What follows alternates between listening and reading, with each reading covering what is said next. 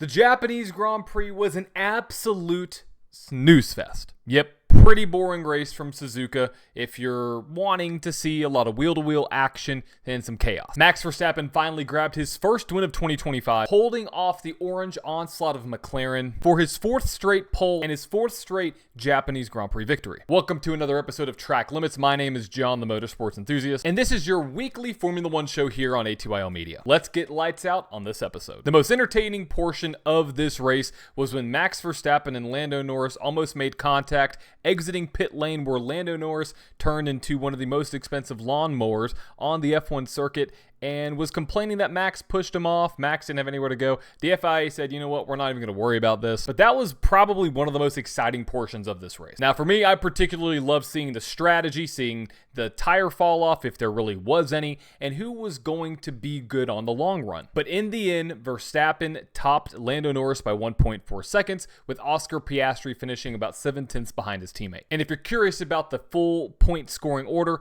Max Verstappen in first, Lando Norris in second, Oscar Piastri in third, Charles Leclerc in fourth, George Russell in fifth, Kimi Antonelli with another top 10 there sitting in sixth, Lewis Hamilton in seventh, Isaac Hadjar in eighth, Alex Albon in ninth, and Ollie Bearman rounding out your top 10. And with those results, what does this do to the driver standings and what does this do to the constructor standings? Well, in the driver standings, Lando Norris is now only 1 point ahead of Max Verstappen with 62 points. Verstappen has 61 points. Oscar Piastri is sitting in third with 49 points. Russell in fourth with 45 points. Antonelli in fifth with 30 points. Leclerc in sixth with 20. Albon in seventh with 18. Lewis Hamilton in eighth with 15. Esteban Ocon in ninth with 10. And Lance Stroll in 10th with 10 points. Now in the constructor standings, McLaren is still leading the way with 111 points, with Mercedes sitting in second with 75 points. Red Bull sitting in third with 61, all thanks to Mr. Max Verstappen. And Ferrari finally getting some momentum this weekend, sitting fourth in the constructors with 35 points,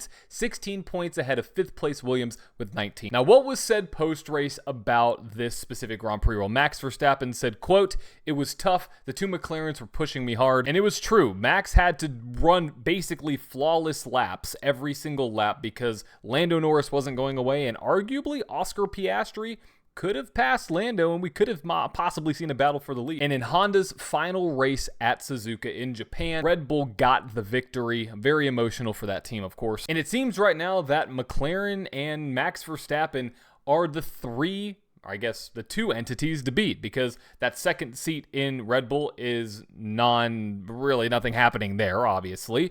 So it's Max Verstappen versus McLaren. Now you're probably wondering what happened to Yuki Tsunoda, where Yuki Tsunoda finished 12th. Not the exact day that he was hoping for, but still performed somewhat well. And one of the biggest stories of the weekend was Kimi Antonelli. He became the youngest driver to lead a Formula One race, finished P6, led the race for a while, and he is on a tear right now early in the season. Watch out for this driver to potentially make a splash in years to come. Now, what about the team on my hat, Ferrari? Well, Fred Vasseur has said that this is going to be somewhat of a qualifying-based season where you qualify might dictate where you finish. Lewis Hamilton said that it has been a tough start to the season, and it was a tough race. And Fred Vasseur also said that this season has been a little bit more difficult than others, but after the first two races are gone, they got back on track a little bit there in Japan. We'll see what happens this weekend in Bahrain. And so what are my final thoughts on the Japanese Grand Prix? Personally, I love these kind of races. I love to see how cars will come and go. I love to see the strategy element, if there's any overcutting, undercutting. Great to see Kimi Antonelli up there on the top of the charts for a period of time. I'm pretty hot on that driver right now. Overall, pretty calm race. Nothing really crazy to write home about. And really, why was that? Well, there really wasn't much tire deg throughout the entire race. There were drivers that were saying that they could potentially run the same exact set of tires the entire race because the deg was just not there. Now, you're probably wondering, you're talking about Kimi Antonelli a lot, John. Why are you talking about him? Is he going to be your happiest of them all? Is that who you're going to give the award to? Well, no. And if you don't know what I'm talking about, every single week I have an award brought to you by Happy Hour Racing called the Happiest of Them All. Happy Hour Racing is one of the sponsors here on A2L Media. You got to go check them out. I got this sick Ferrari Brazilian GP shirt from them. Such a cool company.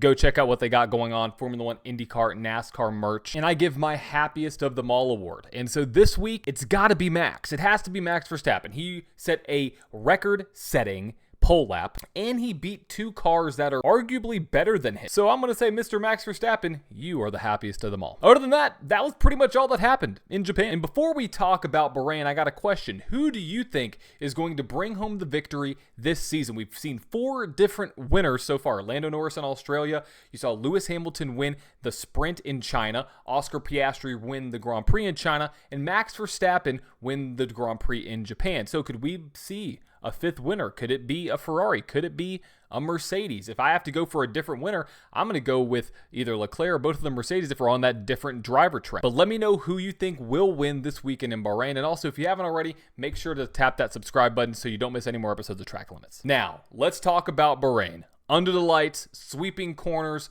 off-camber turns. This track is fast, and there's a lot of things to talk about. Number 1, it's round 4 of 24 of the 2025 season. 2, this is a night race. 3, the winds will be strong. 4, the tires are going to be absolutely killed. And 5, somewhat kind of strategy chaos. So why is that the case? Well, let's talk about the Bahrain International Circuit, some of the track facts and some of the characteristics. This track is 4.12 kilometers long with 15 corners. There are 3 DRS zones with detection points before turn 1, turn 9, and turn 14. With DRS zones between turns 15 and turn 1, the front straight, between turn 13 and turn 14, and between turns 10 and 11. And this race will be 57 laps under the lights. So what are the key corners that you need to pay attention to this weekend? Well, 1, it's going to be turn 1. This is a major overtaking zone.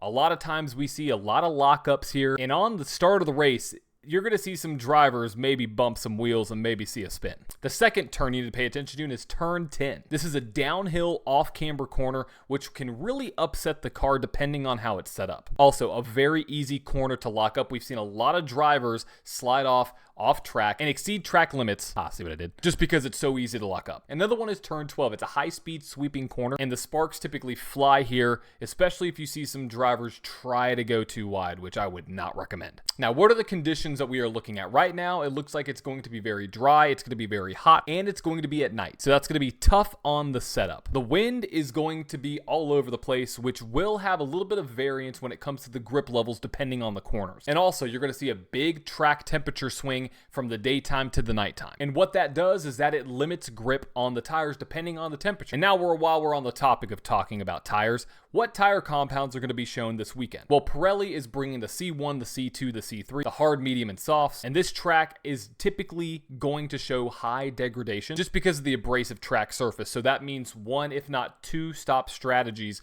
going into the weekend. And the reason why some teams may even opt for a 2-stop is because the rear tire deg is so brutal here. You're sliding through the corners, you're putting a lot of stress on the outside of these tires, and they just don't last. Now, Pirelli did run tire tests here pre-season, so there are some data points that all these teams can look at. But Bahrain, as usual, typically throws in a twist here and there. So what can you expect this weekend? I would expect great racing. I would expect a lot of overtaking due to the 3 DRS zones, especially the one going into turn 1. Lots of wind and lots of off-camber turns. So when can you expect to catch all 3 practices, qualifying, and the Grand Prix? Starting with track time, then going to Eastern Time, Central Time, and Pacific Time for everybody here in the US. Practice 1 starts at 2:30 p.m. at the track, which is 7:30 in the morning Eastern Time, 6:30 in the morning Central Time, and 4:30 in the morning if you're out on the Pacific Coast. Practice 2 starts on Friday, April 11th. Starts at 6 p.m. track time, which is 11 a.m. Eastern Time, 10 a.m. Central Time, or 8 a.m. Pacific. On Saturday, April 12th, practice 3 starts at 3:30 p.m. track time, which is 8:30 in the morning Eastern Time, 7:30 in the morning Central Time,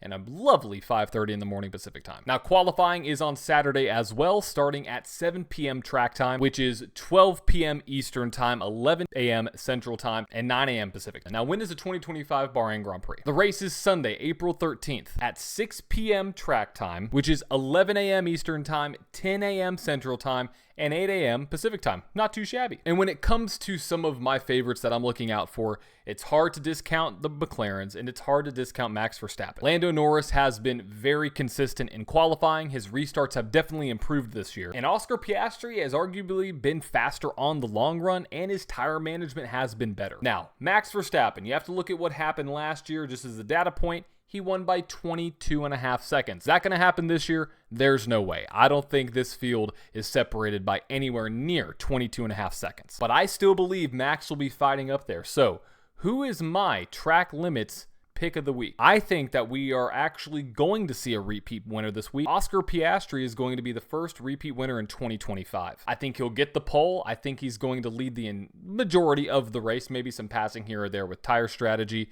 but I think that Oscar wins. Max comes in second. And for the first time this season, we're going to see a Ferrari on the podium with Charles Leclerc getting that third spot. Now, where's Lando in all this? I know people are like, oh my gosh, you just completely are going to throw Lando out of the podium. No, he's going to be right there. Yes, he will not finish in third, so technically he won't be on the podium, but he's going to finish, I predict, in P4. Oscar, Max, Charles, and Mr. Lando Norris, top 4. So I'm curious, off of this, who do you think will win after you know all these different data points? Let me know in the comments. And since I've given my pick, that wraps up this week's episode of Track Limits. Make sure to subscribe so you don't miss any episodes of Track Limits or any other episodes that all the creators here at ATYL Media are putting out, and so you don't miss my Bahrain GP race recap going out next Monday at 5 p.m. Central Time, 6 p.m. Eastern Time. And as always, thank you for watching. Make sure to stay within track limits, or don't. Just don't tell the FIA. And I'll see you next Monday.